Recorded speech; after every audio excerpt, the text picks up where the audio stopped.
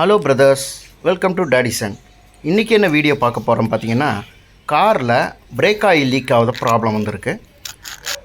பார்த்தீங்கன்னா தெரியும், brake oil ஃபுல்லாக வீல் ஃபுல்லாக லீக் ஆகிருக்கு. இதை எப்படி சரி பண்ணுறதுன்ற வீடியோ தான் இன்றைக்கி நம்ம பார்க்க போகிறோம். இது என்னோடய கார் தான். இதை வந்து நான் ரெடி பண்ணி போட போகிறேன். ஸோ நம்மளும் ஒரு சின்ன மெக்கானிக் விஷயத்தை தெரிஞ்சுக்கணுன்றதுக்காக இந்த வீடியோவை நான் ஷேர் பண்ணுறேன். ஃபஸ்ட்டு நம்ம வீல் கேப்பை கட்டிக்குவோம். அதுக்கப்புறம் பார்த்திங்கன்னா ஃபஸ்ட்டு ஜாக்கி மாட்டுறதுக்கு முன்னாடி அந்த போல்ட்டு நாலுத்தையும் லைட்டாக லூஸ் பண்ணிவிடுங்க. ஏன்னா ஜாக்கி மாட்டினதுக்கப்புறம் நீங்கள் போட்டு டைட்டாக ப்ரெஸ் பண்ணும்போது வண்டி மூவ் ஆகும்போது ஜாக்கிலேருந்து சிலப்போ இறங்கிறதுக்கு வாய்ப்பு இருக்குது. ஸோ அந்த 4 நட்டையும் அந்த 4 நட்டையும் நீங்கள் லூஸ் பண்ணதுக்கப்புறம் அதுக்கப்புறமா ஜாக்கியை வந்து உள்ளே வச்சு ஃபிட் பண்ணிவிட்டு ஜாக்கியில் லிஃப்ட் பண்ணிவிடுங்க. ஜாக்கியில் மாட்டினோன்னே ஹேண்ட் பிரேக்கை ரிலீஸ் பண்ணிவிட்டு கீரில் மாட்டி விட்ருங்க. அதுக்கப்புறம் அந்த கப்பை கட்டிட்டு எல்லா நட்டையும் நம்ம ஃப்ரீ பண்ணி கழட்டி எடுத்துடலாம். இந்த பிரேக் சிலிண்டர்லேருந்து வந்த ஆயில் பார்த்திங்கன்னா அப்படியே ரிமூவ் ஃபுல்லாக ஊற்றிட்டுருக்கு. அந்தளவுக்கு லீக் ஆகிருக்கு. இப்போ நம்ம பார்த்திங்கன்னா அந்த பிரேக் ட்ரம்மை கழட்டி எடுக்கணும். பிரேக் ட்ரம்மை கட்டுறதுக்கு 8 mm த்ரெட்டு போல்ட்டை போட்டு உள்ளுக்கா டைட் பண்ணிங்கன்னா அது வெளியே பிதிக்கிட்டு வந்துடும். ஸோ அதை போட்டு கழட்டி எடுத்துடணும். இப்போ மொத்த காசம் எடுத்து உள்ளே பார்த்திங்கன்னா ஃபுல்லாக ஆயில் லீக் ஆகிருக்குது. அந்த சிலிண்டரில் இருக்கிற பம்பு போயிட்டுருக்குது. இந்த சிலிண்டர் கிட்டு இப்போ நம்ம வந்து இந்த சிலிண்டர் கிட்டை வந்து புதுசாக மாற்ற போகிறோம். இதில் ஃபுல்லாக ஆயில் லீக் ஆகி பிரேக் பேடெல்லாம் வந்து ஊறிட்டு இருக்குது.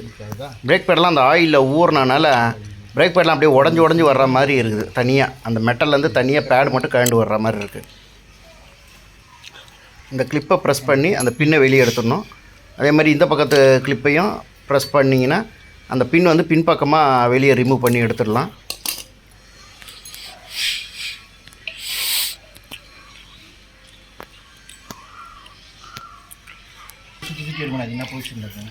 இந்த ஸ்ப்ரிங் கிட்டு செட் இருக்குது பார்த்திங்களா, இதுதான் வந்து அட்ஜஸ்டபிள். நம்ம வந்து அதை டைட்டு லூஸ் பண்ணிக்கலாம். டைட்டு லூஸ் பண்ணும்போது நல்லா அந்த பேடு அகலமாகவும், டைட் பண்ணும்போது சுருங்கும். அது கீழே இருக்கிற ஸ்ப்ரிங் இருக்குது பார்த்திங்களா, அந்த ஸ்ப்ரிங்கை வந்து நம்ம ஃபஸ்ட்டு ரிமூவ் பண்ணி எடுத்துடணும். ரிமூவ் பண்ணிட்டீங்கன்னா இந்த பேட் வந்து அப்படியே ஓப்பன் ஆகிடும். ஓப்பன் ஆகிடுச்சு நீங்கள் வெளியே கழட்டி எடுக்கலாம். இதை கழட்டி எடுக்கும்போது பின்னாடி ஒரு ஸ்ப்ரிங் ஒன்று வருது பார்த்திங்களா, மாட்டுது பார்த்திங்களா, அது வந்து தான் ஹேண்ட் பிரேக்கு. ஸோ மாட்டும்போது அந்த ஹேண்ட் பிரேக்கையும் சேஃபாக மாட்டிடணும். இது கழட்டி இது எல்லாத்தையும் நம்ம வந்து ரிமூவ் பண்ண போகிறோம். அதுக்கப்புறம் வந்து அந்த பம்பை கழட்டி எடுக்கணும். அதுக்கு முன்னாடி வந்து ஃபுல்லாக அந்த இடத்த ஃபுல்லாக க்ளீன் பண்ணிக்கலாம். இதை பார்த்திங்கன்னா பின்னாடி 2 நட்டு இருக்கும், அந்த ஓஸ் வர நட்டு. அந்த நட்டை கழட்டினீங்கன்னா அந்த ஹைட்ராலிக் ஆயில் வர்ற ஓஸு கழண்டுரும். அப்புறம் அந்த நம்ம கிட்ட கழட்டி எடுத்துடலாம், பம்பு கிட்ட.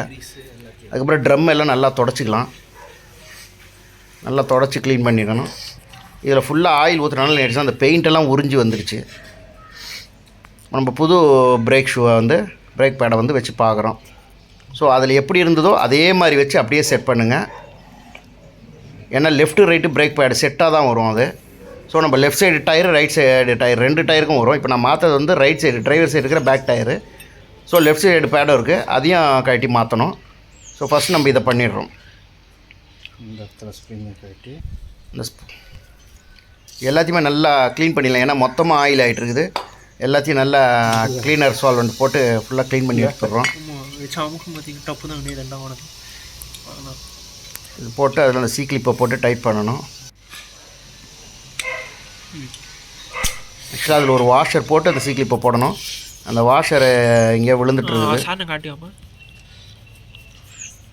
இந்த ஸ்ப்ரிங் கெட்டியும் நல்லா க்ளீன் பண்ணி வாஷ் பண்ணி எடுத்துகிட்டு அதை வந்து இந்த ஹோல்ஸில் போட்டு கிளிப் பண்ணணும்.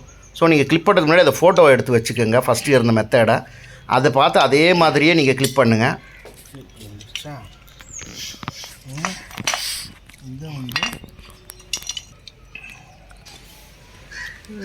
ஏன்னா நம்ம அவசரத்தை கழட்டிடுவோம்.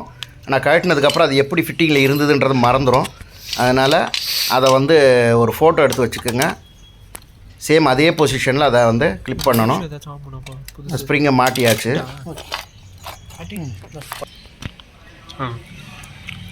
புது பேடு ஸ்ப்ரிங்கு மாட்டியாச்சு. நீ இதை எடுத்து அதில் ஃபிட்டிங்ஸில் மாட்டணும். இதுதான் வந்து அட்ஜஸ்டபிள் செட். அது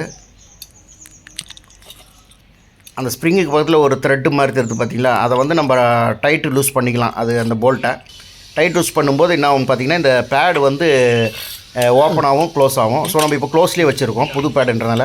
பேடு தேய நம்ம வந்து அந்த நட்டை வந்து அட்ஜஸ்ட் பண்ணோம்னா அது கொஞ்சம் கொஞ்சமாக விரிஞ்சு வரும். அது இப்போ நம்ம வந்து புது கிட்டை வந்து சிலிண்டர் கிட்டை வாங்கியிருக்கேன். சிலிண்டர் கிட்டை வாங்கி அந்த சிலிண்டர் கிட்டை மாட்டுறோம். அந்த சிலிண்டர் கிட்டை ஃபிக்ஸ் பண்ணுறதுக்கு 2 போல்ட்டு வரும். அந்த ஹைட்ராலிக் மாட்டுறதுக்கு 2 பைப்பில் வரும். அதை போட்டு கிளிப் பண்ணிடணும். அதுக்கப்புறம் வந்து அந்த பேட் ஹெட் செட்டை வந்து இப்போ வந்து நம்ம வந்து மாட்டுறோம். அது மாட்டுறதுக்கு முன்னாடி பார்த்தீங்கன்னா இப்போ நான் ஒரு ஸ்ப்ரிங் மாட்டினேன் பார்த்தீங்களா, அதுதான் வந்து ஹேண்ட் பிரேக்கோட ஸ்ப்ரிங்கு. அதை கரெக்டான பொசிஷனில் மாட்டணும். அந்த காடி வந்து லெவல் பண்ணி வச்சுட்டு அந்த கிட்டில் சிலிண்டர் கிட்டில் ஒரு காடி இருக்கும், அந்த காடி லெவல் பண்ணி வச்சுட்டு அந்த காடியில் வந்து இந்த பேடை வந்து மாட்டணும்.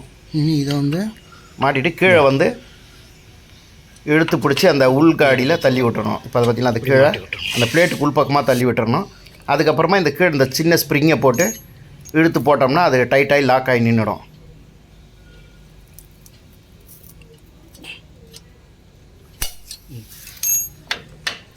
அதுக்கப்புறம் இந்த பேடு உள்ளே வெளியே ஆடாமல் இருக்கிறதுக்கு உள்பக்கமாக டைட்டாக பிடிச்சி நிற்கிறதுக்கு தான் அந்த கிளிப்பை நம்ம போடுறோம். பார்த்திங்களா, இந்த கிளிப்பை போட்டு மேலே வந்து அந்த பின்னை போட்டு மேலே ஒரு கிளிப்பு போடுறோம் பார்த்திங்களா, அந்த கிளிப்பை போட்டு ப்ரெஸ் பண்ணி அதை இந்த டைரெக்ஷனில் திருப்பி அந்த காடியோட டைரெக்ஷனில் திருப்பி விட்டுட்டோம்னா அது அப்படியே லாக் ஆகி நின்றுடும். ப்ரெஸ் பண்ணி திருப்பி விட்டுரும். இதை பார்த்திங்களா நின்றுடுச்சு பார்த்திங்களா. அதே மாதிரி 2 பக்கத்துலேயும் போட்டுடணும். அதை போட மறந்துடாதீங்க, அதையும் போடணும். சரிங்களா,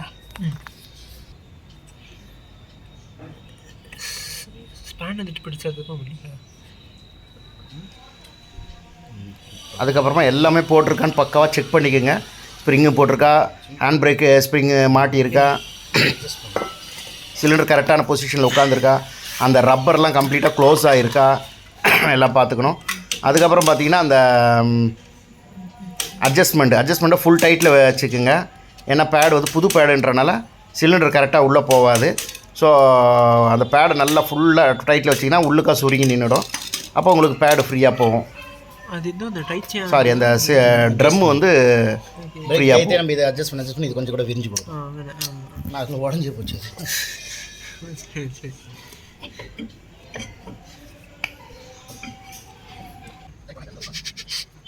இப்போ ட்ரம்மை போட்டாச்சு.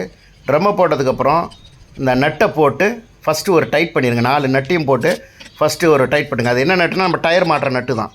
ஸோ அதை போட்டு நல்லா டைட் பண்ணி அந்த ட்ரம்மு போய் நல்லா உள்ளே ஃபிக்ஸ் ஆகிடும்.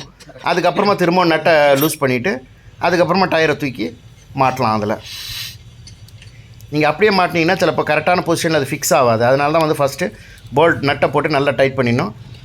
அதுக்கப்புறமா அதை ரிமூவ் பண்ணிவிட்டு டயரை தூக்கி மாட்டிட்டு டயர் மாட்ட அந்த போல்ட்டை மாட்டும் போது கூட நீங்கள் ரொம்ப கேர்ஃபுல்லாக மாட்டணும். ஏன்னா அந்த அந்த அந்த ஷாஃப்ட் மாதிரி இருக்கிற பாகம் வந்து கோன் மாதிரி இருக்கிற பாகம் உள்ளுக்கா போகணும். அந்த டயருடைய அந்த ஹோல்ஸில் போய் கரெக்டாக அது ஃபிக்ஸ் ஆகணும். ஏன்னா அப்போ தான் அது ஃபஸ்ட்டு 4 சும்மா ரஃப்பாக போட்டுருங்க.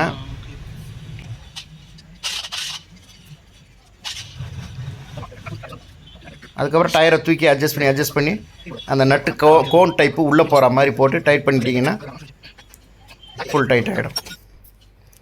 அதுக்கப்புறமா லெஃப்ட் சைடு டயருக்கு உள்ளே வந்து அந்த ஒரே ஒரு ஹைட்ராலிக் பைப் வரும். இன்னொரு பக்கத்தில் ஒரு நிப்பிள் மாதிரி ஒன்று வரும். அதை வந்து நீங்கள் அந்த போல்ட்டை ஓப்பன் பண்ணிங்கன்னு சொன்னீங்கன்னா அந்த ஆயில் ஃபுல்லாக வந்து அது வழியாக ரிலீஸ் ஆகி வெளியே வரும். அப்போ நம்ம ஃபஸ்ட்டு மாட்டின பம்பு இருக்குது பார்த்தீங்களா, அந்த பம்பில் இருக்கிற ஏரெல்லாம் வந்து இது வழியாக ரிலீஸ் ஆகிடும். அதுக்கு நீங்கள் எக்ஸ்ட்ராவாக ஆயில் வாங்கி வச்சுக்கணும். அந்த ஆயிலை வந்து அதில் நீங்கள் எது முன்னாடி இருக்கும் பார்த்தீங்களா அந்த பிரேக் ஆயிலு, அதில் ஊற்றி ஃபில் பண்ணிவிட்டு நீங்கள் பம்ப் பண்ண என்ன ஆகும்னு பார்த்தீங்கன்னா அந்த ஆயில் இது வழியாக வந்து அதில் இருக்கிற ஏர்லாம் வந்து வெளியே வந்துடும். மொத்த ஏர் வெளியே வந்துருச்சு நீங்கள் கன்ஃபார்ம் ஆனதுக்கப்புறம் அதை திரும்ப டைட் பண்ணிவிட்டு அந்த கேனில் ஃபுல்லாக ஆயிலில் ஃபுல் லெவலில் ஃபில் பண்ணி வச்சுட்டு மூடிட்டிங்கன்னா கம்ப்ளீட் ஆகிடும். ஸோ இந்த வீடியோ பிடிச்சிருந்தா யூஸ்ஃபுல்லாக இருந்தால் கமெண்ட்ஸ் பண்ணுங்கள், லைக் பண்ணுங்கள், சப்ஸ்கிரைப் பண்ணுங்கள். இப்போ ஆயிலெல்லாம் வெளியே வந்துடுச்சு. ஸோ நம்ம அதை டைட் பண்ணிட்டோம்னா நம்மளோட வேலை முடிஞ்சிடுச்சு. ஸோ நம்ம வண்டியை இனி தைரியமாக எடுத்துகிட்டு போகலாம். ஒரு தடவை ட்ரையல் செக் பண்ணிக்கலாம். தேங்க்யூ.